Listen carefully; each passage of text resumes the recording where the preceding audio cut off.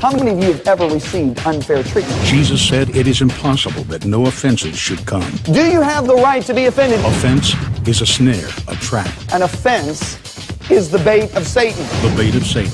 John Bevere's best-selling book has changed lives all over the world. God's word, His promise, will always come to pass as long as you don't get offended. And now, John Bevere Ministries presents The Bait of Satan Curriculum, a 12-part series designed to free you from the snare of offense. What you do with the offense will determine your future. Estamos prontos para começar. O currículo em vídeo A Isca de Satanás, lição número 9. Estão prontos? Vamos revisar um pouco do que vimos a noite passada. A noite passada vimos, na verdade, que Jesus é chamado a rocha da ofensa, certo? E a noite passada descobrimos que ele ofendeu pessoas por onde passou. Sabe, é uma coisa impressionante quando vemos a quantidade de pessoas que ele ofendeu, amém? A verdade ofende. Se você puder se ofender, amém? E Deus vai usar isso, então ou você cresce ou tropeça, amém? Mas vimos na noite passada como Jesus ofendeu os fariseus e lembramos como ele fez a declaração. E eles não gostaram muito e os discípulos disseram, você sabia que você ofendeu os fariseus dizendo aquilo? Ele disse que os cegos guiem os cegos ao precipício. Ele disse, qualquer planta que meu pai não plantou será arrancada. Então ele disse, na verdade mostrou, que quando a verdade é pregada, isso trará ofensa, e essa ofensa Deus vai usar para arrancar aqueles que não são dele. Então vimos que ele ofendeu a sua própria cidade natal, pelo que ele pregou. E ele os ofendeu a um ponto que queriam empurrar ele de um barranco, e ele ofendeu até os próprios membros da sua família, o que para mim é impressionante. Seus irmãos, sua mãe, suas irmãs acharam que ele estava louco e foram buscar ele num lugar. E ele disse, quem são meus irmãos, a minha mãe e minhas irmãs, senão aqueles que ouvem a palavra de Deus e praticam, amém? Alguém aqui é os irmãos, a mãe e as irmãs dele, amém? Certo, e então vimos que ele ofendeu até sua própria equipe, isso também me impressiona. Ele pregou algo, a equipe ficou ofendida e disse, isso é uma coisa muito dura. Então ele olhou para a equipe e disse, e começou a pregar mais duro ainda. E finalmente sua própria equipe, muitos deles, a Bíblia diz que não alguns, não poucos, mas muitos foram embora e não andavam mais com ele. Ele não olhou para o resto e disse, caras, vamos apertar os cintos, porque perdemos metade da equipe. Ele disse, caras, vocês também vão embora, quando falou com o resto. E então vimos que ele ofendeu até mesmo seus amigos mais próximos. Lázaro estava doente para morrer e os mensageiros de Maria e Marta, quando chegaram, de repente, Jesus estava ensinando, disseram a ele, Jesus, você tem que vir conosco agora. E a Bíblia diz que quando ele ouviu que Lázaro estava doente, ele ficou mais 2 dias. E finalmente, quando ele chegou lá, alguns dias depois, Maria e Marta, a primeira coisa que disseram foi, Senhor, se você estivesse aqui, o nosso irmão não teria morrido. Então vemos que Jesus estava ofendendo pessoas, onde quer que ele fosse. Nessa lição hoje à noite, eu quero olhar para o inverso. Eu quero que vocês vejam hoje o lado totalmente inverso do que Jesus fez ao ofender. Vocês vão entender do que estamos falando. Mateus capítulo 17, onde vamos começar hoje. No versículo 24, nós percebemos que Jesus, deixa eu explicar algumas coisas agora. Jesus baseou seu ministério itinerante em Cafarnaum, muitos não entendem isso. Sua cidade natal era Nazaré, onde ele cresceu, mas ele baseou seu ministério em Cafarnaum. Então, Pedro, sabe quando você está na sua cidade natal, você paga impostos, certo? Sabemos disso. Bem, Pedro estava no templo e estava entre as pessoas que coletavam o imposto do templo. E esses oficiais olharam para Pedro e disseram, ei, o seu mestre, o cara que você anda seguindo, ele paga os impostos do templo? E Pedro ficou um pouco nervoso com isso e disse, claro, ele paga os impostos.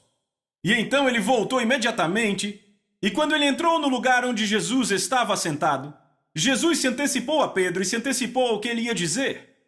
Porque muitas vezes, sabe, Jesus operava numa poderosa palavra de conhecimento. Então Jesus disse a Pedro o seguinte, veja o verso 25. Sim, respondeu ele, ao entrar Pedro em casa, Jesus lhe antecipou, dizendo, Simão, o que te parece? De quem os reis da terra cobram impostos ou tributo?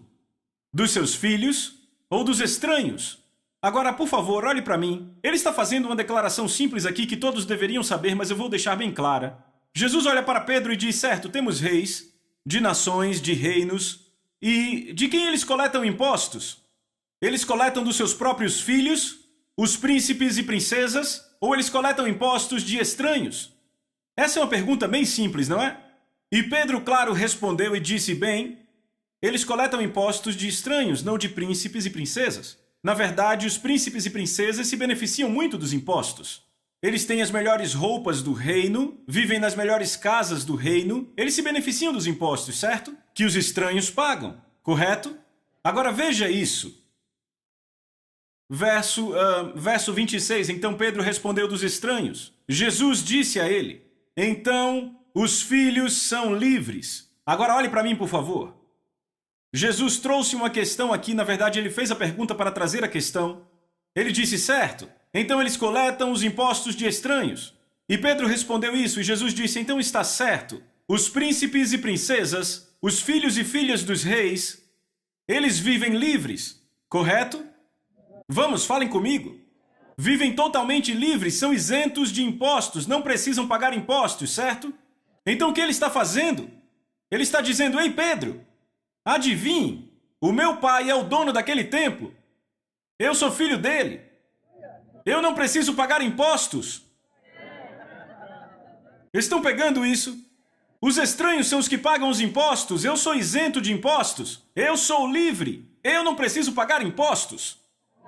Aleluia, certo? Todos começam a ficar felizes e se animar nesse ponto. Especialmente os que trabalham para ele, mas vejam o verso 27.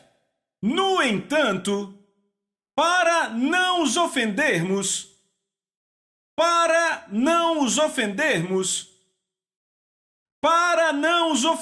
estão pegando isso? Vai ao mar, lança o anzol e pega o primeiro peixe que vier, e quando você abrir sua boca encontrará um dinheiro, pegue-o e o entregue por mim e você.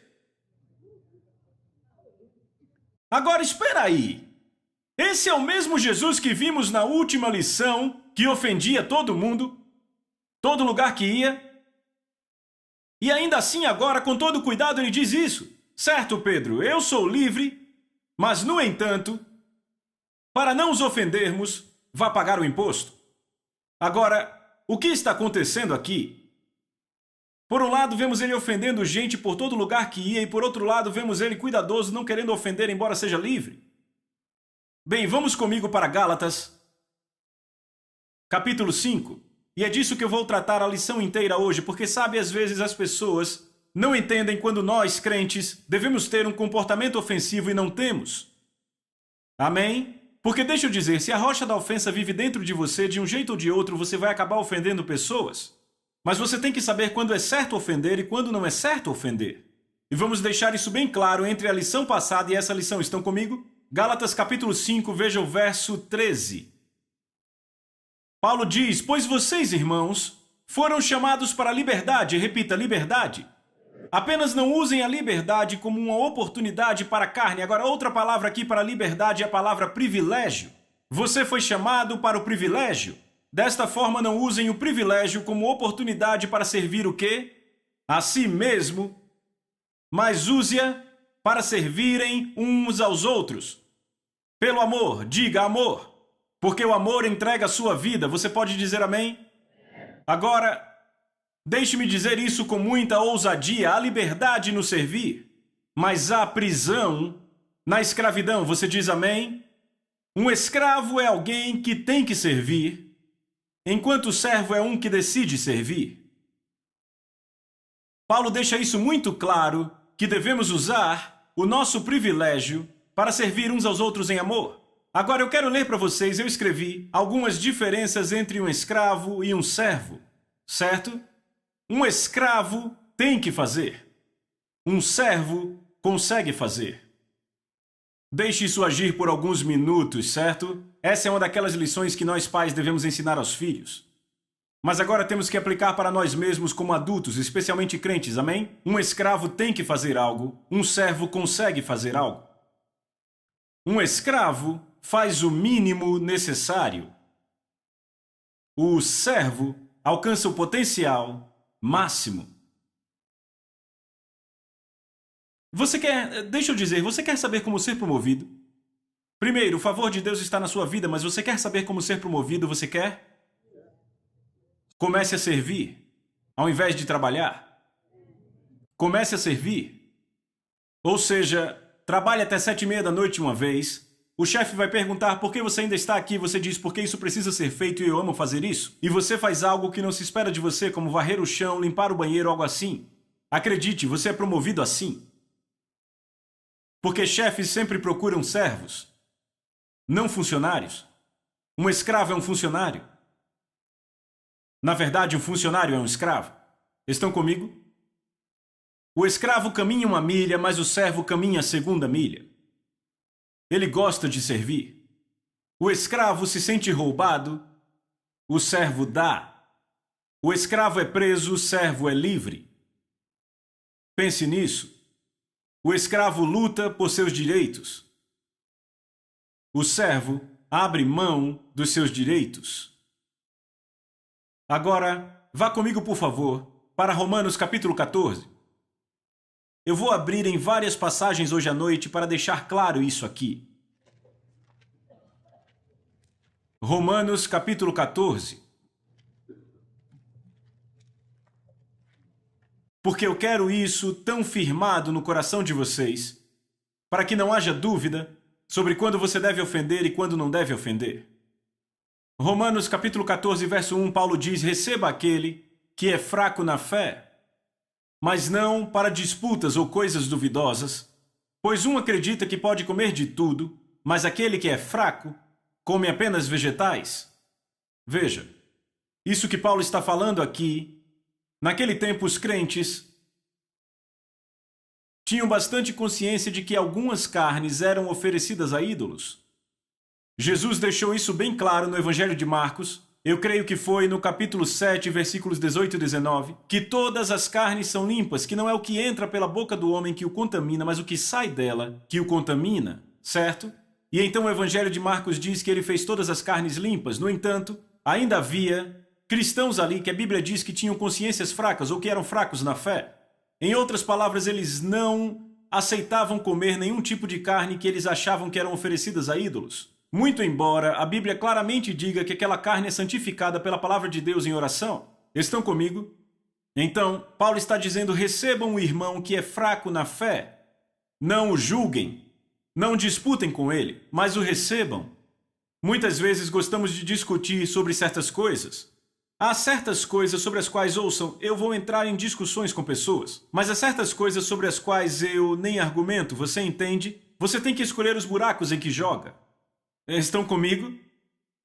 Eu quero ler para vocês 1 Coríntios capítulo 8, versículos 4, 6 e 7. Você não precisa abrir porque vai levar muito tempo. Paulo disse aos coríntios porque eles tinham o mesmo problema. No tocante à comida sacrificada a ídolos, sabemos que o ídolo de si mesmo nada é no mundo, não é verdade? Todavia para nós há um só Deus, o Pai de quem são todas as coisas e para quem existimos, e só um Senhor Jesus Cristo, pelo qual são todas as coisas, e por quem vivemos. No entanto, não há esse conhecimento em todos, ou seja, aqueles que são fracos na fé, certo? Porque alguns, pela consciência do ídolo, até agora, ainda comem dessas coisas como a eles sacrificadas e a sua consciência é contaminada. Então Paulo está dizendo: ei, ouçam, há pessoas que não têm o mesmo nível de fé que você tem. Receba elas e quando recebê-las não discuta. Estão comigo? Agora, o que Paulo está tratando aqui é que há cristãos que são fortes na fé e parece que esses crentes que eram mais fortes na sua fé estavam mais interessados nos seus direitos do que em servir uns aos outros. Eles eram muito fortes no sentido de toda a carne é limpa. Jesus limpou ela para mim, ele disse que é limpa, eu posso comer isso, não importa no que o povo creia. O que Paulo está dizendo é: você está considerando a si mesmo mais do que a seu irmão que é fraco na fé? Agora leia Romanos 14, verso 12. Então cada um de nós deve prestar contas de si mesmo a Deus. Verso 13, desta forma não nos julguemos mais uns aos outros, tomai o propósito de não pôr tropeço ou escândalo ao vosso irmão. Então Paulo diz: não julguem uns aos outros. Não julguem a pessoa que é fraca na fé, e esta pessoa que é fraca na fé não julgue a que é forte na fé. Não coloquem entre vocês uma pedra de tropeço. Veja o verso 17, porque o reino de Deus não é comida nem bebida, mas justiça, paz e alegria no Espírito Santo. Então, Paulo está deixando aqui bem claro que há algo mais importante que seus direitos. Estão vendo isso? Agora, você pode se perguntar por que Jesus saía ofendendo pessoas por onde andava, mas ainda assim, por outro lado, ele não precisava pagar impostos, mas disse para que não se ofendam, vamos pagar. Deixa eu dizer a diferença. O único momento em que você encontra Jesus ofendendo é para obedecer ao Pai em verdade. Sempre que fosse para pregar em verdade, ele ofenderia, porque a verdade acaba ofendendo pessoas que não a abraçam. Mas você nunca vai encontrar Jesus ofendendo alguém por causa dos seus próprios direitos. Aí está a diferença. Toda a diferença está aí. Toda vez que nós insistimos nos nossos direitos ou privilégios, ao custo de ofender alguém, fazemos com que aquele irmão peque. Porque ouçam 1 Coríntios 8, verso 9. Ele diz, vede, porém, para que esta vossa liberdade não venha de algum modo a ser tropeço para os fracos. Repita, tropeço. Diga de novo. Veja o que ele continua dizendo em 1 Coríntios 8, versos 11 e 12. E assim, por causa do teu saber, perece o irmão fraco pelo qual Cristo morreu, e deste modo, pecando contra os irmãos, golpeando-lhes a consciência fraca, é contra Cristo que pecas. Repitam, você peca contra Cristo. Agora ponha seu marcador aí, porque vamos voltar para Mateus 18. Mateus 18, por favor. Agora, imediatamente depois do final do verso 17, que acabamos de ler, quando ele diz, no entanto, para que não se ofendam, vai ao mar e lança o anzol, ele vai direto para o capítulo 18 e começa a falar como você deve se tornar como uma criancinha, certo? Mas então ele adverte imediatamente no verso 6, depois disso. Ele diz, mas todo aquele que fizer um desses pequeninos que crê em mim pecar, repitam, pecar. Agora vamos ler de novo em 1 Coríntios 8. Ele diz, e assim por causa do teu saber, perece o irmão fraco pelo qual Cristo morreu, e deste modo, pecando contra os irmãos, golpeando-lhes a consciência fraca, é contra Cristo que pecais. Quando você fere a consciência fraca de um irmão, você peca contra Cristo. Jesus diz no verso 6, mas todo aquele que fizer um desses pequeninos que crê em mim pecar, seria melhor para ele. Agora veja o que Jesus diz, isso é forte. Se uma grande pedra lhe fosse amarrada ao pescoço e ele se afogasse na profundeza do mar, ai do mundo por causa das ofensas, porque é inevitável que as ofensas venham, mas ai do homem pelo qual vem a ofensa. Se a tua mão ou pé te faz pecar, corta-o. Agora eu vou dizer algo. Se o privilégio que você tem como crente do Novo Testamento faz com que o outro irmão peque, corte-o. Deixa eu dar um exemplo do que aconteceu comigo e Lisa. Alguns anos atrás, quanto tempo faz? Faz tempo, há quase 10 anos atrás. Eu levei Lisa e nossos 3 filhos, porque naquela época Arden não tinha nascido. Addison tinha 6, Austin tinha 3 e Alex 1. Eu levei Lisa, Addison, Austin, Alex e uma babá para a Indonésia. Agora, para a Indonésia é uma longa viagem. Basicamente, você voa para lá, vai indo e depois começa a voltar. Ok? É longe assim. Então levou coisa de 30 horas provavelmente para chegar lá. E eu digo, quando chegamos lá em Bali, Indonésia, nós estávamos exaustos, certo? Saímos do avião, fomos pegos pelo pastor e ele organizou para ficarmos no hotel de um dos diáconos da igreja. Agora entenda, Bali é um lugar lindo, é uma ilha de resorts, mas o hotel desse cara não era o hotel mais legal que você já viu. E era em uma vizinhança da pesada. E eu lembro que chegamos lá e as paredes pareciam feitas de papel e havia cachorros lá fora na rua latindo a noite inteira. Bem, minha esposa mal conseguiu dormir. Meus filhos mal conseguiram dormir. Então na manhã seguinte, quando acordamos, estávamos totalmente exaustos, certo? Mas tínhamos que pegar um voo para Java e imediatamente começar a pregar, 2 vezes por dia pelo menos, por 2 semanas. Ok? Havia apenas um dia de descanso nas 2 semanas. E eu lembro que houve um dia específico em que pregamos 5 vezes num só dia. Era uma igreja de 30 mil membros, ok? E hoje, na verdade, eles têm 85 mil membros. É uma igreja magnífica, sabe? Eles têm cultos no meio da semana às 7 da noite, 10 da noite e 1 da manhã. Certo? Tem cultos no meio da semana até às 4 da manhã, ok? Eu fiz o de 7 e 10 da noite e, sabe, tinha 7.000 pessoas naquele. E então eles têm 7 cultos aos domingos. Então, sabe, era uma agenda ministerial muito ocupada, ok? Sabe o que era mais bonito? 60% daquela igreja era de muçulmanos convertidos. Mas então, terminamos as 2 semanas e eu lembro que estávamos em Java sentados à mesa de café da manhã, nos preparando para voltar a Bali. Para mais alguns cultos, ficaríamos 2 dias e voltaríamos para casa. E estávamos sentados à mesa com uma mulher muito rica. E a mulher olhou para nós e ela meio que tinha descoberto sobre o hotel onde estávamos e onde íamos ficar de novo, o hotel dos cachorros latindo. E então ela olhou para minha esposa e disse, sabe, eu quero abençoar vocês. Sabe, tem um hotel 5 estrelas na praia de Bali. E lembrem, Bali é como o Havaí, certo? Ela disse, um hotel 5 estrelas, eu quero deixar vocês com 2 quartos. Então eu vou colocar vocês lá e eu vou pagar tudo. E eu fiquei, oh, glória a Deus, sabem? E meus filhos ficaram empolgados, a intérprete ficou empolgada, mas a minha esposa disse, querido, eu não me sinto muito bem com isso. E eu disse, não, imagina, tá tudo bem, tudo bem. Ela disse, mas John, sabe, o pastor é um dos diáconos, é o hotel dele. Eu disse, ele não vai se importar, essa senhora nos abençoou, não se preocupe, eu vou resolver tudo, deixa comigo.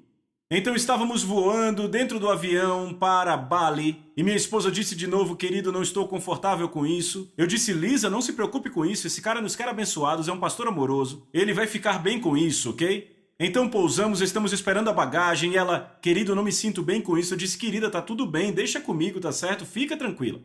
Então eu entro no carro com o pastor, olhei para ele e disse, ei pastor, eu tenho boas notícias. Alguém nos abençoou de verdade com o hotel 5 estrelas na praia, ela vai pagar tudo para nós. 2 quartos, eu disse a ele, então não precisamos ficar naquele hotel que ficamos quando chegamos aqui. Ele ficou bem quieto, não falou nada. E então eu disse, tudo bem? E ele disse, eu vou ser honesto com você. Eu disse, espero que sim. Ele disse, bem, você vai realmente ofender este homem? Se você ficar nesse outro hotel, ele disse, porque o hotel deste homem foi reservado hoje e ele guardou os melhores quartos para você, sua esposa e seus filhos. E eu imediatamente vi o que eu tinha feito. Eu disse, pastor, eu vou cancelar o hotel 5 estrelas. Eu disse, iremos com alegria para o hotel do diácono, porque eu já tinha visto que provavelmente tinha ofendido o pastor. Então, era um direito meu ficar no hotel 5 estrelas quando alguém ia me abençoar, absolutamente. Mas ia fazer com que 2 irmãos tropeçassem. Ia causar uma ofensa. E eu certamente prefiro não fazer com que alguém se ofenda do que usar meu direito de ficar no hotel 5 estrelas. Foi por isso que Jesus disse, quando você for a uma cidade e te puserem no lugar, abençoe e fique lá. Não pule de casa em casa, coma o que puserem para você. Ele está te dizendo como evitar um comportamento ofensivo. Estão comigo? Sabe o que é maravilhoso? Deus abençoou aqueles 2 dias, foi uma bênção.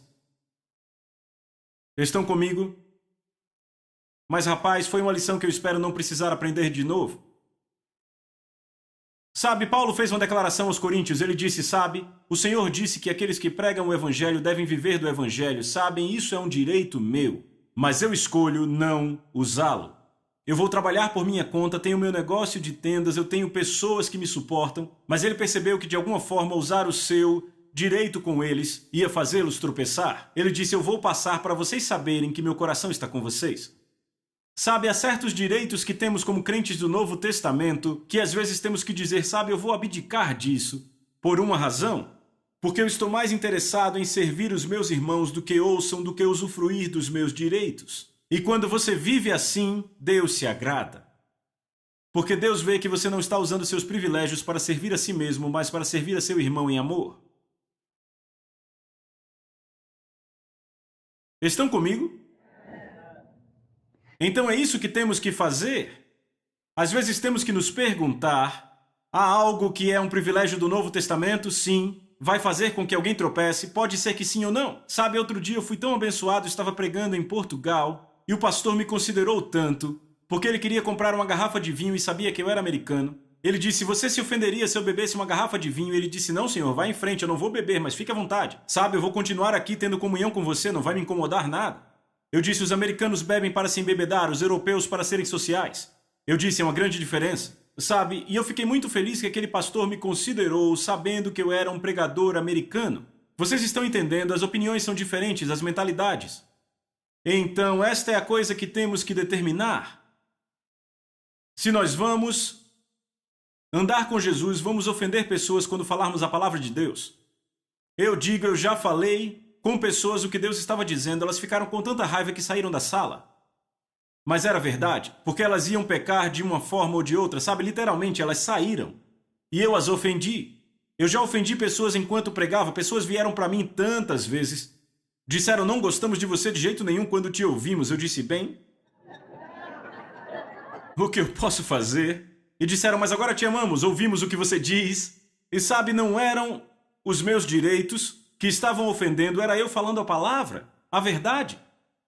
Mas então temos que chegar a um ponto em que sempre estamos dizendo, ok, minha prioridade não são meus direitos, meus próprios direitos, minha prioridade é não ofender.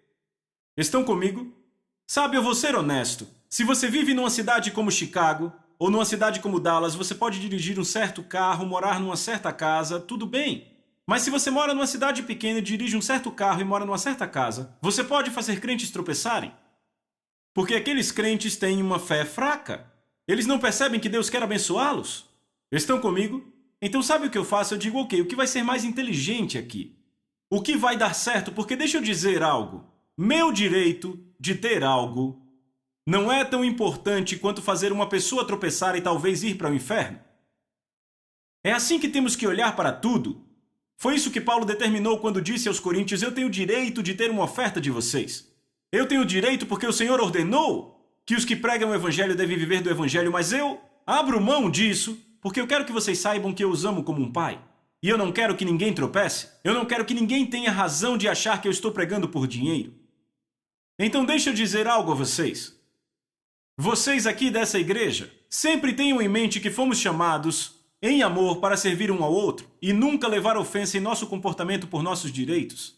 Deixa eu dizer aos diáconos, lembrem que para cada pessoa que entra nessa igreja, você pode ser a diferença entre céu e inferno para ela. Essa pessoa pode estar vindo aqui pela primeira vez e se são maltratadas, se você não as trata como, sabe, bem-vindas à casa de Deus, se não as recebe com um sorriso, entendem o que eu digo? Você pode ter essa pessoa indo embora e nunca mais entrando em uma igreja.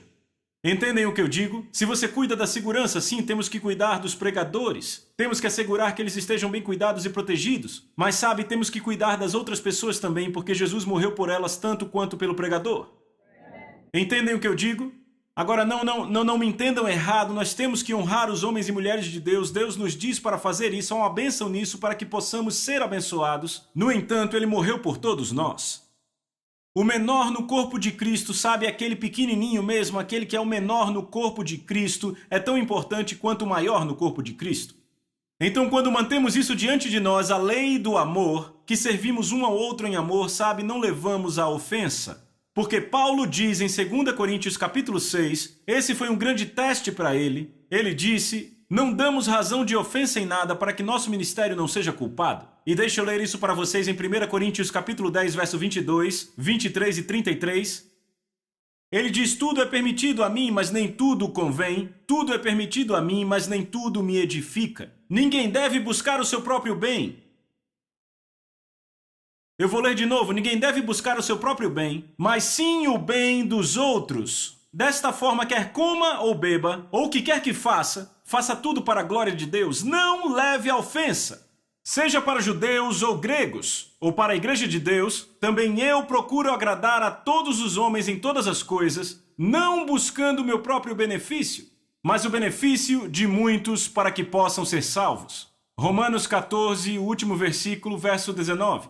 Desta forma, vamos perseguir as coisas que conduzem à paz e as coisas pelas quais possamos edificar uns aos outros.